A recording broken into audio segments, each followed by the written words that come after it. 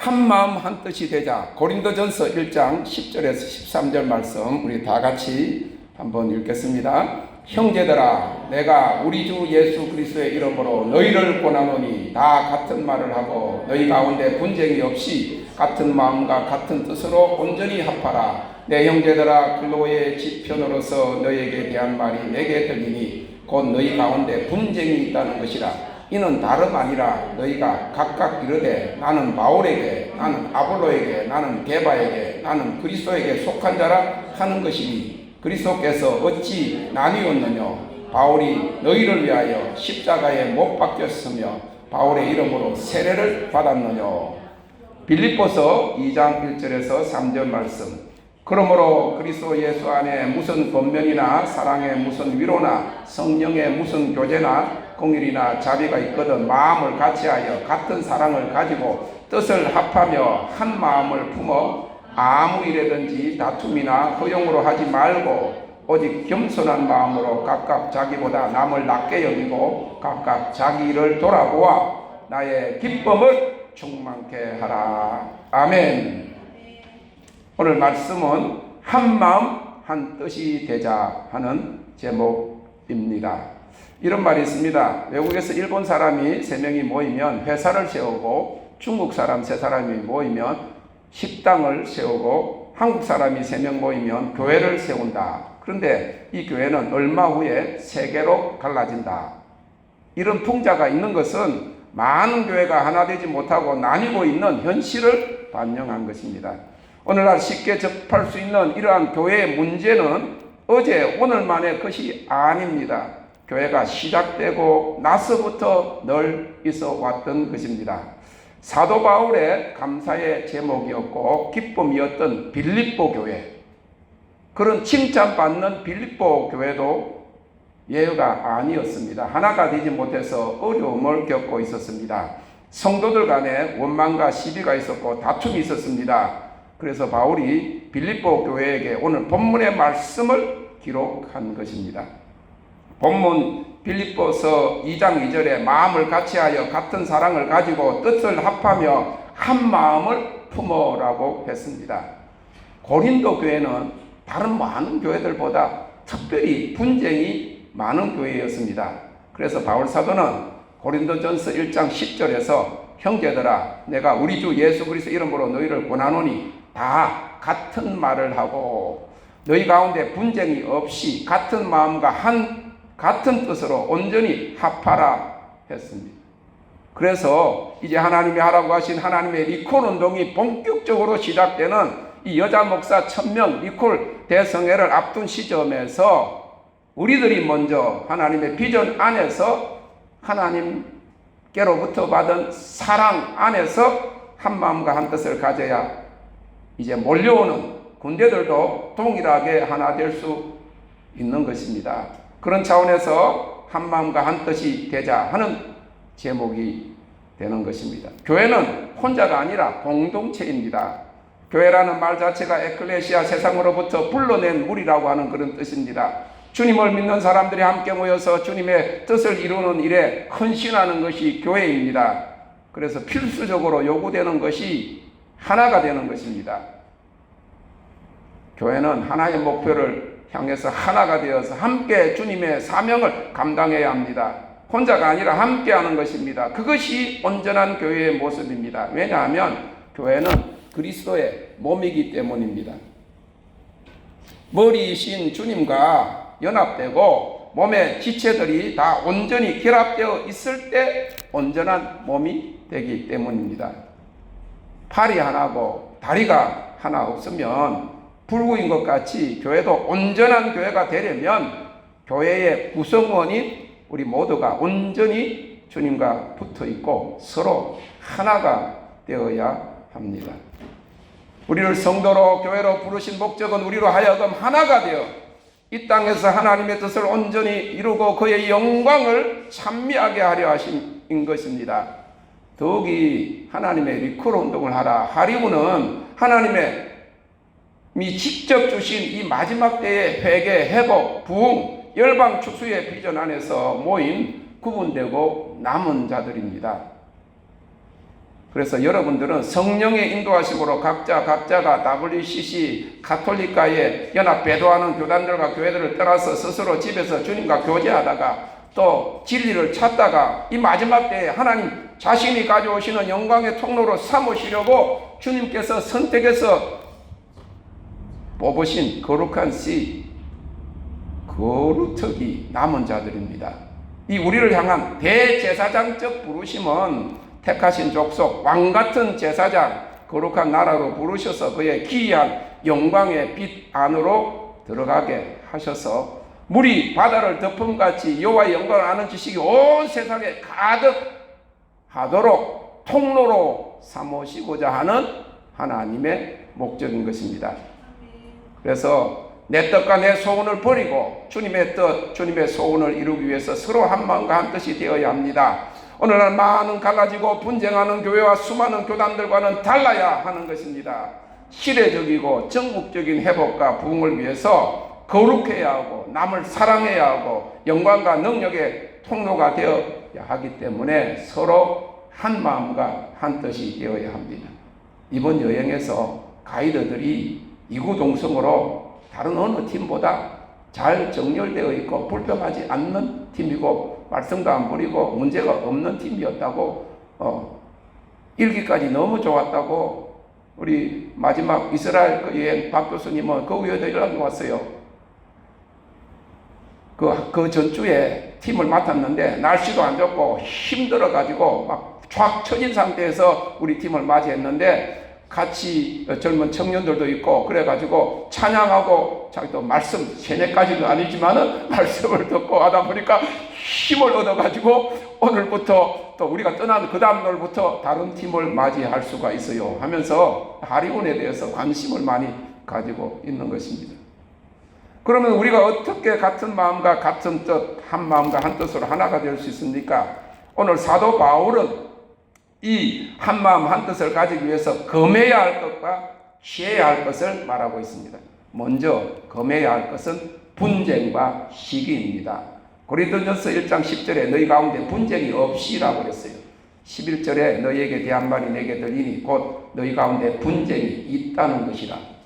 그것은 나는 바울에게, 나는 아볼로에게, 나는 게바, 베드로에게, 나는 그리스도에게 속한 자라 하는 것이라고 했습니다.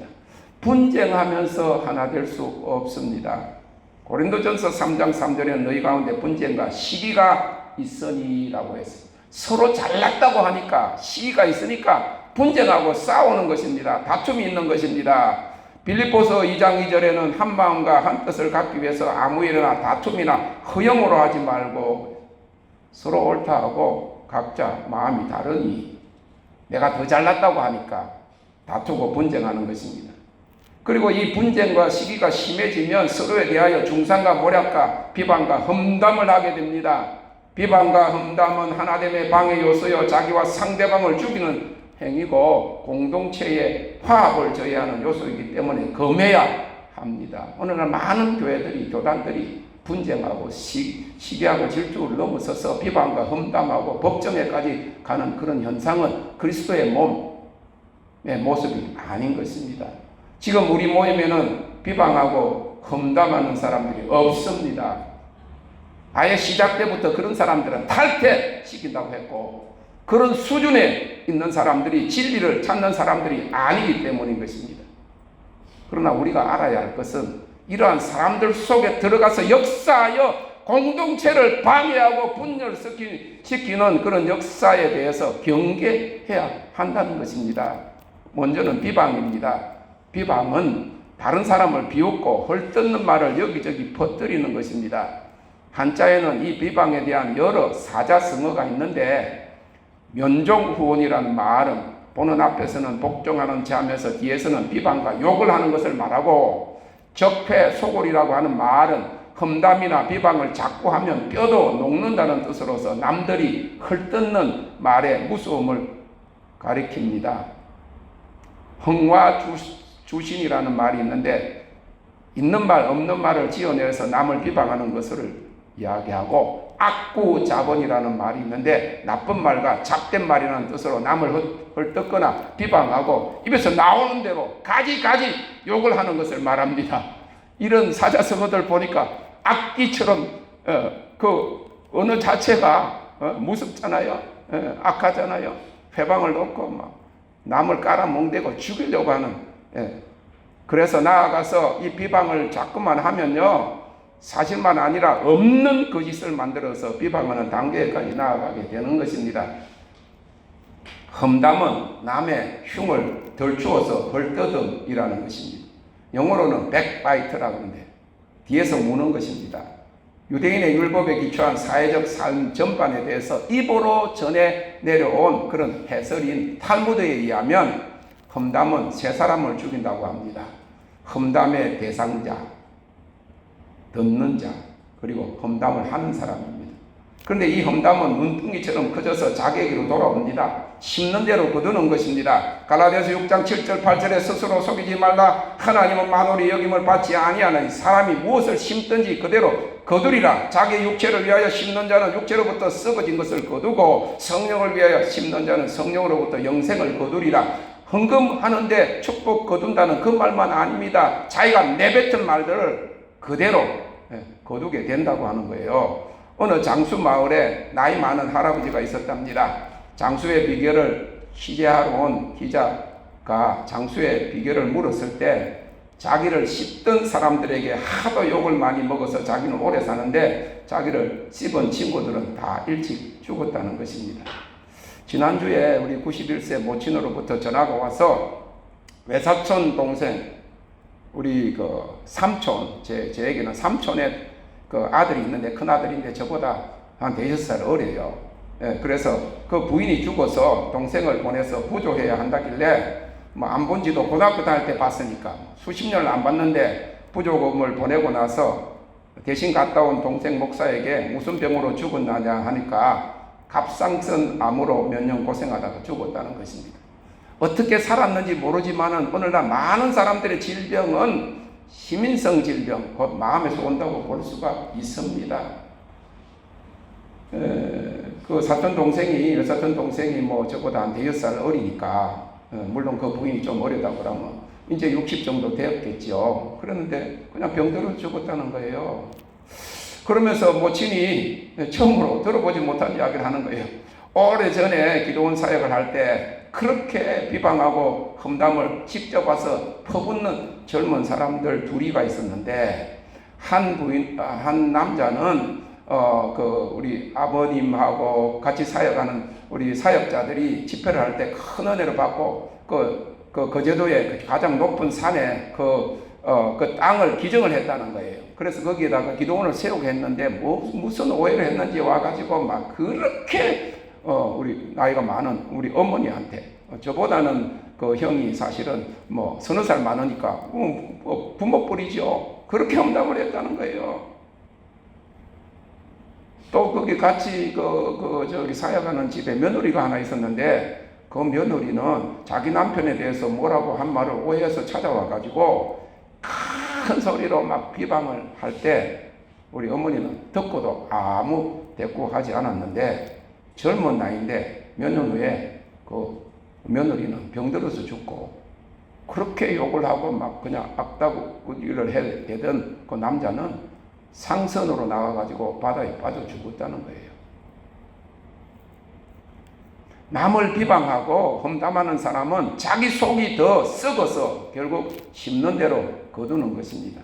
그러므로 비방과 험담은 건물입니다. 많은 교회 안에서 이러한 일이 비일비재하게 일어나고 분쟁이 끝이 나지 않음을 봅니다. 저번에도 이야기한 것처럼 자기가 70이 넘어 80이 다 되어가지고 권사님이라고 그러는데 암이 걸려가지고 곧 죽어감에도 불구하고 그 집사 절대로 용서하지 못해 하면서 싸우자고 하는 것은 신앙인의 모습이 아닌 거예요.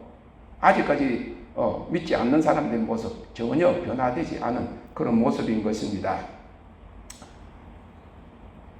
분파가 갈라지고 분쟁으로 교단이 나눠지고 해서 세계적으로는 수십만 교단, 우리나라에만도 수백 교단이 존재하는 것인데, 우리가 소도 공부하면서도 나오지만, 우리 3년차에 공부에 나오지만은 분쟁이라는 말은 헤어레시스라고 그러는데, 여기에서 영어의 denomination, 분파, 곧 교단이 나왔어요.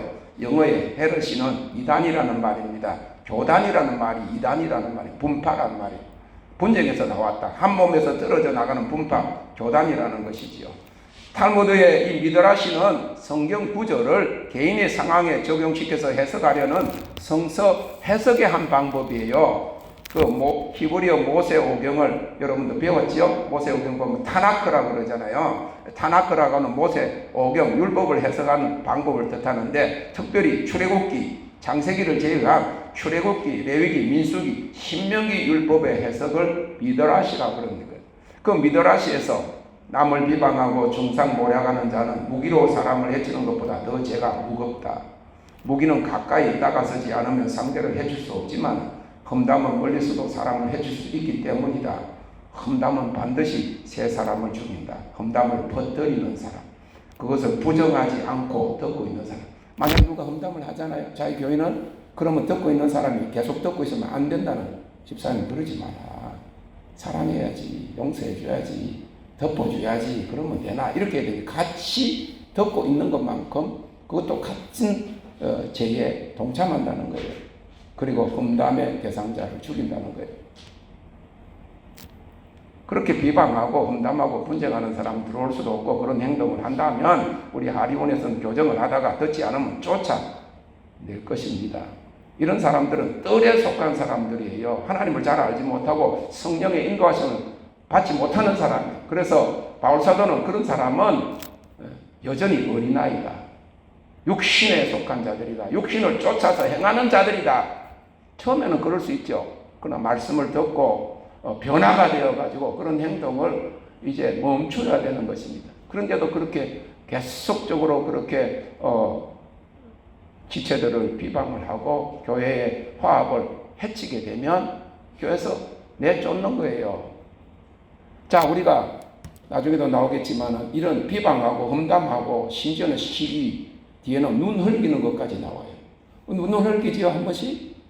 이러면 깔보는 거, 그것까지 다 포함해서 천국에 그 행위를 고치지 못하면 천국에 들어가지 못할 음행하는 자, 음란하는 자, 살인하는 자, 도적질하는 자, 사기치는 자 같은 범죄에 들어가 있다는 것을 우리는 생각해야 하는 것입니다.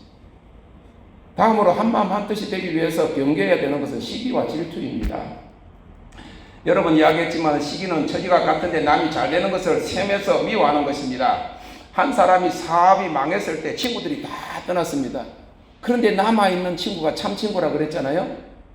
자기가 망했고 힘들어할 때 옆 곁에 있는 친구가, 그런데 그 친구가 잘 됐어. 망했는데 다시 사업이 성공했어. 그래가지고 그동안에 자기가 어려웠을 때 친구가 다 떠났는데 끝까지 자기와 함께 해준 그 친구에게 너무 고맙고 잘 된 것을 전화를 했더니 그때부터 연락조차도 안 한다는 거예요. 어려웠을 때 같이 있었는데 잘 됐으면 칭찬하고 이거 기뻐해야 될 거 아니에요? 그런데 사촌이 땅을 사면 배가 아프다. 잘 되니까 연락을 안 하더라 그 말이에요. 시기가 일어나서 그런. 질투는 특별히 이성관계에서의 시기심이나 신분이 다른 사람이 잘 되는 것을 공공문인이 미워하는 거예요. 신분이 달라.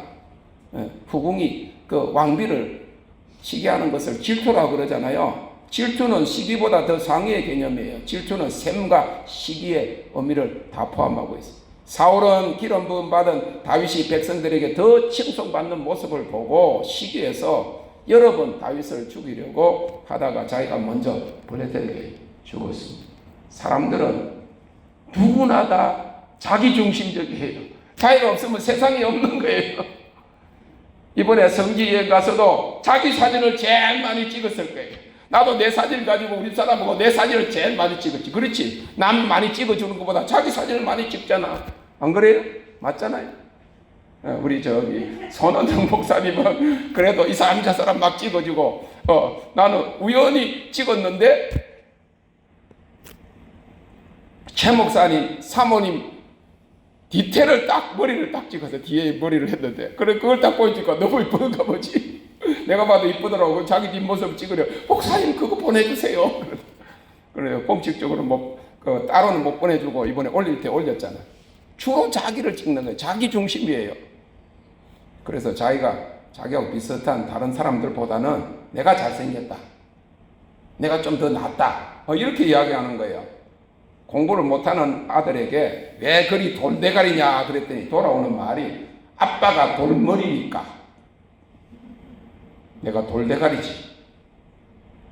그래도 내 밑에 2명이 있다. 60명 중에 58덕이니까 2명 꼴찌보다는 낫다는 말이에요. 분쟁하고 편을 가르고 비방하고 험담하는 사람들이 우리 가운데 있지는 않지만 시기와 질투는 아직 누구에게나 있을 수 있습니다. 이제 큰일 전쟁을 앞두고 무엇보다도 마귀가 마음을 요동케 해서 믿음에서 떨어지게 하고 하나 되지 못하게 하려고 제자들도 서로가 낫다고 하는 그런 시기심을 가져다 줄 수가 있습니다. 그동안 잘 훈련받아서 강한 용사로 세워져 있는 사람들에 비해서 어떤 사람은 소외심을 느껴서 잘 훈련받고 앞장서는 사람들을 시기할 수도 있고 용사로 세워지고 있는 같은 팀 안에서도 서로 내가 낫다 하는 시기심을 가질 수가 있는 것입니다. 소감문은 나는 냈는데 니는 안 냈잖아 이렇게 하면서 기록을 해놓으면서 남을 깔보다 그러면 그것도 시기심의 한 부분이에요. 그냥 자기 그냥 내는 거예요. 그런데 어떤 분은 너무 다 잘 썼기 때문에 나는 못 내겠다 하는 그냥 자기 신앙 고백을 하는 거지. 나보다 더 잘하는 사람을 칭찬하기보다 깔아내리라고 하면 그것은 같은 팀으로서 한 마음과 한 뜻을 가지는 것이 아닙니다. 군에서는 잘하는 사람이 자기 팀에 있으면 그 사람을 시범을 보이고 다른 군인들이 시기하는 경우가 없어요. 잘해야 자기 팀이 이기니까, 전쟁에서 이기니까 우리 팀에서 잘하는 사람을 격려하고 그걸 따라서 하려고 그러는 거예요. 못하는 사람은 잘하도록 부추기는 거예요. 우리가 군대인 것입니다. 한 가지 목적의 한 팀이기 때문임을 믿으시기를 바랍니다. 그리고 남을 나보다 낮게 시옷 여기라고 했는데 남을 나보다 아래로 보고 눈을 흘기는 것도 금해야 합니다. 예수님은 형제를 향하여 라가라 곧 바보라 하는 자는 지옥불에 들어갈 것이 경고했고 흘기는 눈은 사람 속에서 나와서 사람을 더럽히는 것 곧 사람들 마음 안에서 나오는 악의 한 종류라고 했습니다. 마태복음 7장 20절 23절에 또 가라사대 사람에게서 나오는 그것이 사람을 더럽게 하느니라. 속에서 곧 사람의 마음에서 나오는 것은 악한 생각 곧 음란과 도적질과 살인과 간음과 탐욕과 악독과 속임과 음탕과 흘기는 눈과 회방과 교만과 방편이 이 모든 악한 것이 다 속에서 나와서 사람을 더럽게 하느니라 하였기 때문입니다. 아가서 1장 6절에는 술람이 여인이 자기가 검다고 흘겨보지 마라. 우리 흑인들도 있잖아요. 많은 다인종 있잖아요. 에? 저기 아시아에 우리보다 좀 검은 사람, 못 사는 나라 사람 같다고 흘겨보는 거. 부모가 그러면 아이들도 그러잖아요. 에? 그것이 다 속에서 나온 사람을 더럽게 하는, 자기를 더럽게 하는 거란 말이에요.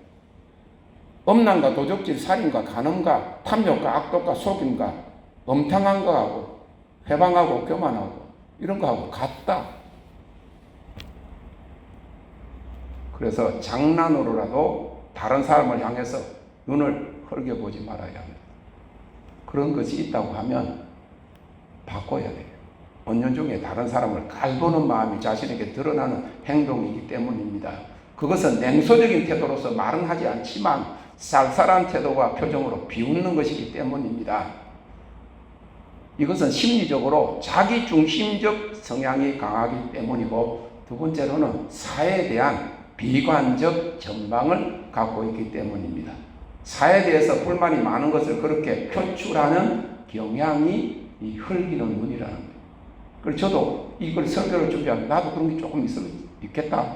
예? 지금 진리를 아니게 막 선포하는데 수많은 사람들이 몰리니까 그런 사람들에게서 내가 혹시 흘기는 눈으로 그 사람들을 깔보면서 영적으로 깔보면서 그렇게 하지는 않는가. 그러니까 여러분 습관적으로 이렇게 보는 거 있잖아요. 그거 하면 안 돼요. 무슨 말인지 알겠죠? 자기 마음을 자기를 더럽게 하는 거다. 수준을 드러내는 거다. 흘기고 깔보고 그런 거 안 된다. 그러면 생각을 해보세요. 저는 미국에 가고 외국 사람들하고 많이 살아보니까 그런 것 같더라고. 왜냐? 인종차별이 그런 거예요. 미국에 가면요, 우리 한국 사람들은 다 그 식당도 하고 그 빌려서는 자기 건물이 아니라도 사업을 해요. 장사를 하고 그러면 종업원들이 누구냐? 종업원들이 다 멕시칸들이야. 가난한 사람들이야. 그러면 막 그 사람들 학대까지는 못하지만은 깔보거든? 예, 인종차별한다. 그럼 생각해 보세요. 그러면 미국 사람들이 얼마나 잘생기고 피부도 좋고 키도 크고 인종적으로 우월해. 동양 사람 황둥이라 그래요. 노랑이라 그래. 노랗다고 얼굴이. 그리고 이렇게 하잖아. 이렇게 눈 째졌다. 이번에 우연히 이렇게 클립에 보니까 그 손흥민이가 잘하는 게 꼴 보기 싫거든. 그래서 손흥민이 팀하고 첼시 팀하고 이렇게 그 축구를 하니까 손흥민이 잘하니까 첼시 팀의 그 반대편의 팬이 손흥민을 보고 눈을 쬐어. 인종비하단 말이야. 동양인들 이렇게 째진 이 길쭉하게 째진 눈. 그래가지고 그 사람이 징계를 받아가지고 3년 동안 축구장에 나오지 못, 축구 열렬팬인데 못 나오도록 징계를 받았어요. 근데 그것은 결국 자신을 드러내는 거예요.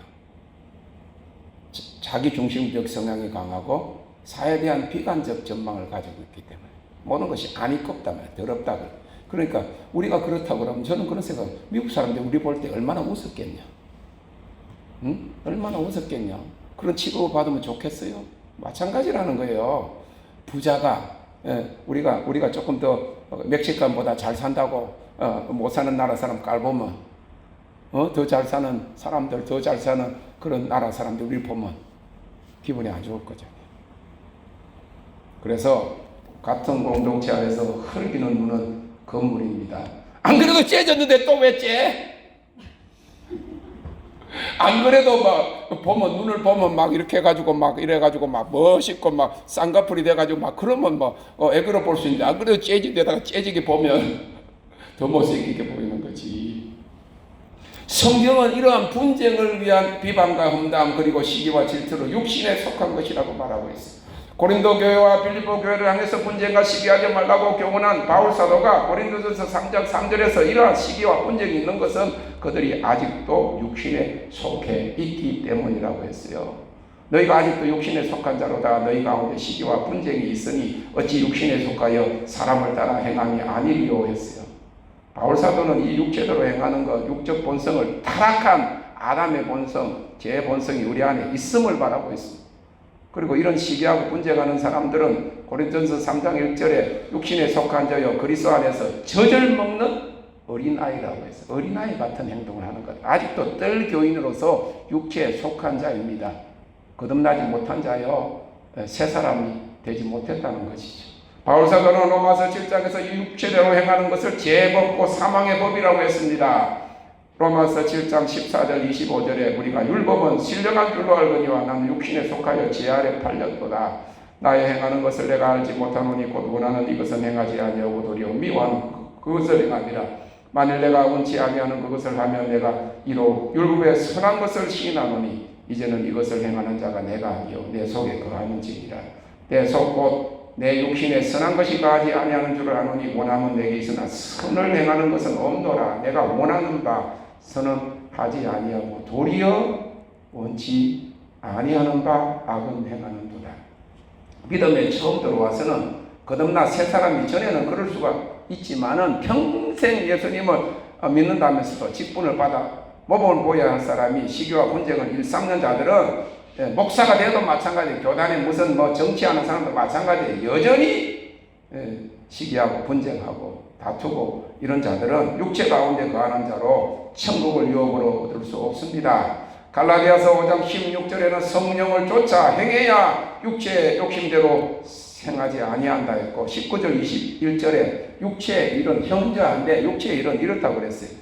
엄행과 더러운 것과 호색과 우상숭배와 술수와 원수를 맺는 것과 분쟁과 시기와 분냄과 당 짓는 것과 불리함과 이단과 투기와 술취함과 방탕함과 그와 같은 것이다.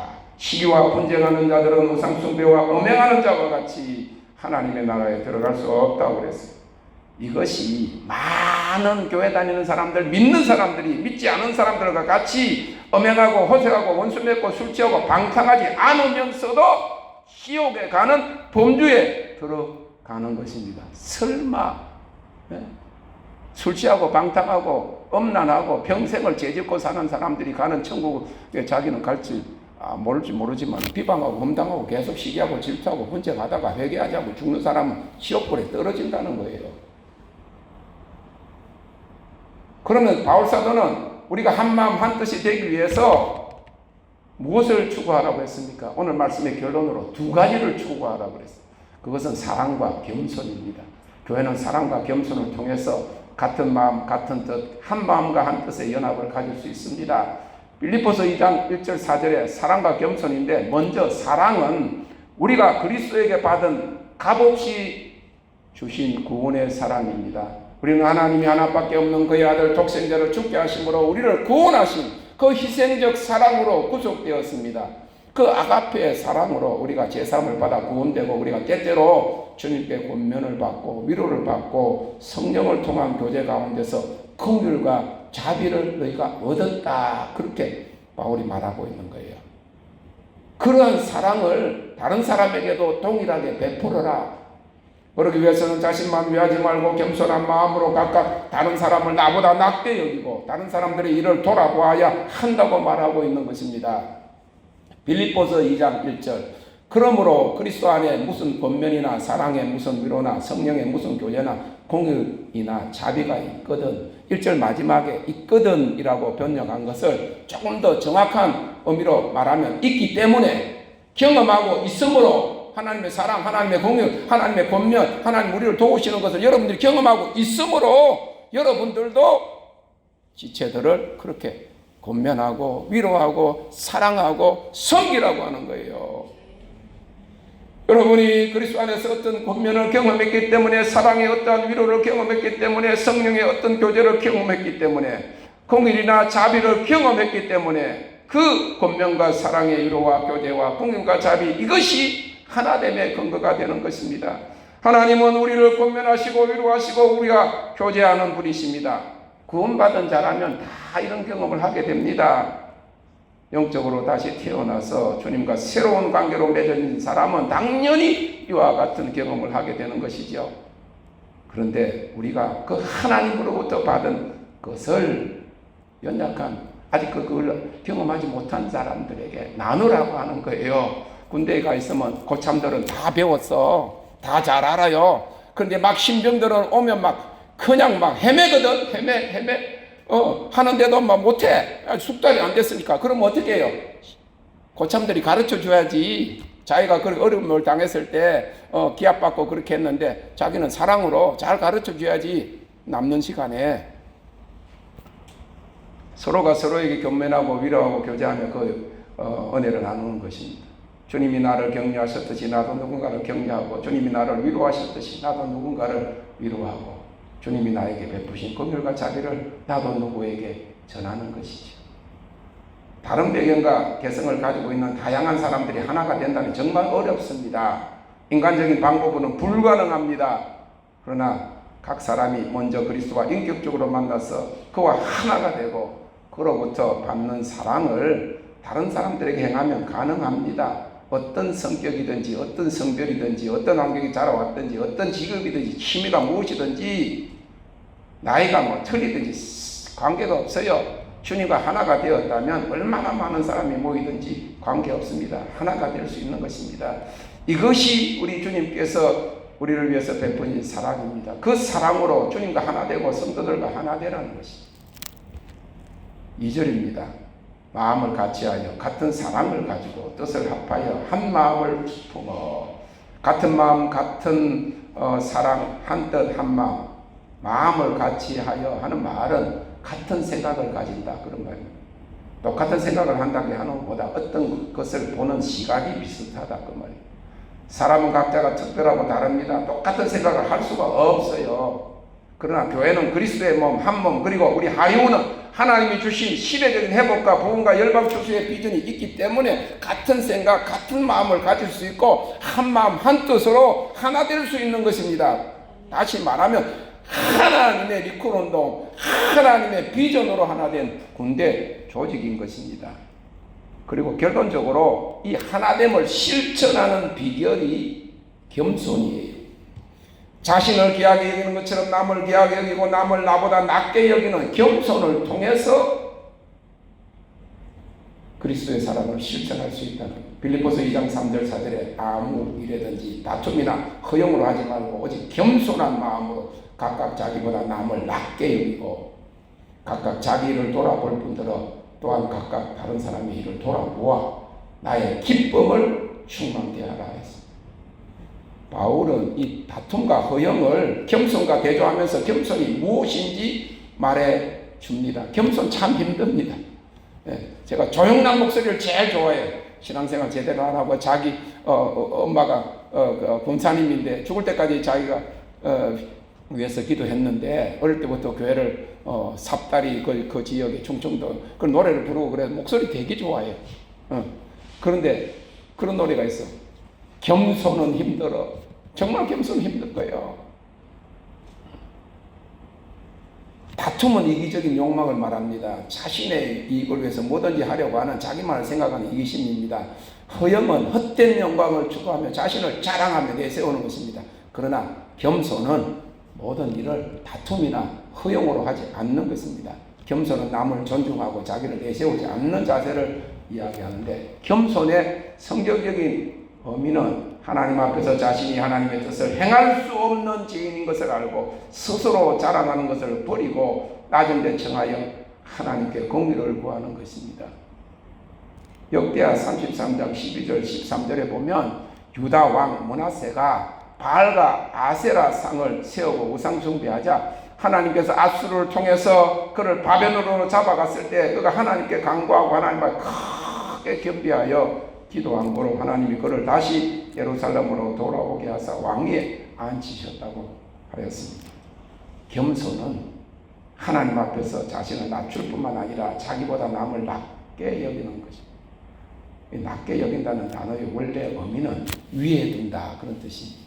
이 말은 상대방을 나보다 더 위에 둔다는 것입니다. 나는 낮아지고 상대방을 높이는 것입니다. 그런데 헷갈려가지고 우리가 남을 나보다 낮게 여기라 그랬는데 낮게 여기는 그런 우를 범하고 있는 것입니다. 우리가 하나 되기 위해서는 자신만을 생각하는 이기심과 자신을 내세우는 헛된 자랑들을 버리고 다른 사람을 나보다 낮게 여겨야 됩니다. 그것이 겸손의 마음인데 그래서 5절에는 너희 안에 이 마음을 품으라 곧 그리스도 예수의 마음이니 하면서 하나님께서 자신을 버려서 사람이 되셨고 십자가에 죽기까지 낮아지신 겸손을 본받으라고 말씀하고 있습니다.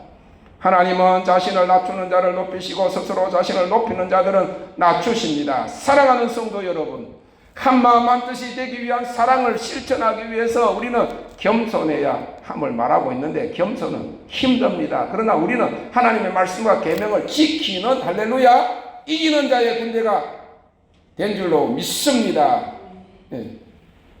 해병대가 뭐래? 안 돼도 되게 하라 그랬잖아요. 안 돼도 되게 해야 할 것이 겸손이라는 거예요. 겸손한 자의 특징은 첫째, 다른 사람이 생각하는 것보다 스스로를 작게 여긴답니다. 욥기 22장 29절에서 하나님은 겸손한 자를 구원하시리라 하였고 바울은 자신을 사도 중에 가장 작은 자 죄인의 개수라고 했어요. 다윗은 시편 22편 6절에서 나는 벌레요 사람이 아니라고 했습니다. 두 번째로 다른 사람을 더 낮게 봅니다. 왜냐하면 자신 안에 있는 악과 연약함을 자신이 더 잘 알기 때문에 내가 악하고 내가 연약한 것을 알기 때문에 다른 사람들보다 내가 낫다고 자랑할 것이 없다고 하는 거예요. 세 번째로 자신의 신앙과 영적 훈련의 상태에 대해서 인색한 평가를 내립니다. 바울사도가 고백한 대로 노력하고 노력해도 여전히 부족한 것을 알기에 겸손할 수밖에 없는 것입니다. 네 번째로 겸손한 자는 고난 중에도 하나님을 찬송하는 자입니다. 아브라함은 이해되지 않는 상황 속에서도 창세기 18장 25절에서 세상을 심판하시는 이가 정의를 행하실 것이 아니니까 그렇게 했고 욥은 아들, 딸, 열과 재산을 한꺼번에 다 잃고 온몸에 성한 것이 없어서 악창이 나서 당하는 극심한 고통 중에서도 주신 자도 여호와시요 취하신 자도 여호와시오니 여호와의 이름이 찬송을 받으실지이다 하고 하나님을 향하여 어리석게 원망하지 않았다고 했어요. 다섯 번째로 겸손한 자는 모든 일에 하나님만을 바라보고 모든 칭찬과 영광을 하나님과 그리스도께 돌리는 자입니다. 그래서 우리 하리군을 향해서 하나님이 하셨다고 하고 납작 엎드려 섬기라. 크신 영광을 하나님께 올려드립니다. 라고 하신 것입니다. 여섯째, 겸손한 자는 자신의 부족함과 죄에 책망을 받아들입니다. 거만한 자는 책망을 받아들이지 못하고 여전히 완고하고 뻣뻣하지만 겸손한 자는 자신의 부족함을 알고 죄를 인정하고 회개하는 것이죠. 겸손한 자는 적의 비난과 친구의 책망을 받아들이는 자입니다. 다윗은 밧세바를 취해서 나단 선지자의 책망을 받았을 때 겸손하게 자신의 죄를 인정하고 회개했습니다. 여덟 번째로 겸손한 자는 타인에게 자기가 가려져도 만족합니다. 자신이 나타나지 않고 주님만이 찬송과 영광을 받는데 만족하는 것입니다. 공을 내가 세웠는데 다른 사람이 그 공을 가로채도 만족한 것입니다. 세례요한은 나는 망하여야겠고 예수님은 흥하여야겠다고 했습니다. 열 번째, 마지막으로 겸손은 가장 낮은 자리에 처하고 가장 낮은 역할을 감당하는 것입니다. 로마서 12장 16절에 서로 마음을 같이하여 높은 데 마음을 두지 말고 도리어 낮은 데 처하며 스스로 지혜 있는지 알라고 했습니다. 사랑하는 성도 여러분, 이 한 마음 한 뜻으로 하나 되기 위해서 우리는 예수 그리스도의 사랑과 그의 겸손을 본받아야 합니다. 그러므로 그리스도 예수의 마음을 품는 우리가 되고 서로 돌아보고 할렐루야! 남을 서로 존경하고 남을 나보다 낮게 여기고 모두가 그리스도의 몸으로서 그리고 주님께서 맡기신 하나님의 리쿨 운동을 잘 감당할 수 있도록 한 마음과 한 뜻이 되는 그런 은혜가 우리 모두에게 있으시기를 주님의 이름으로 축원합니다.